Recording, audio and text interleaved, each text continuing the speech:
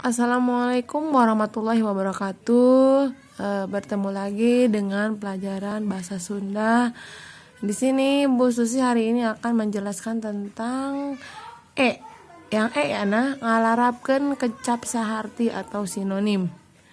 Kecap saharti atau sinonim dalam bahasa Indonesianya adalah kecap atau kata yang artinya sama dengan kata yang lainnya. Silahkan perhatikan contohnya.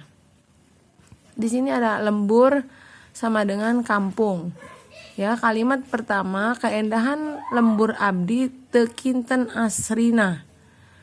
Kalimat yang kedua, keendahan kampung abdi teu kinten asrina.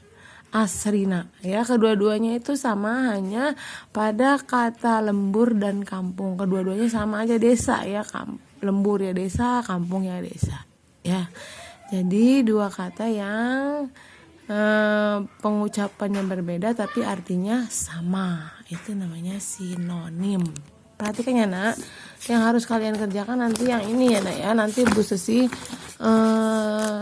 kirim soalnya ya, nomor 1 sampai 10 ya. Kalian hanya menuliskan berarti yang bawahnya saja. Di situ nomor 1 sudah ada sedih, nalangsa, kalimat pertama kunaon si ganu sedih, berarti kalimat kedua pakai yang satunya, kunaon si ganu nalangsa. Bisa ya nak ya, tetap semangat. Assalamualaikum warahmatullahi wabarakatuh.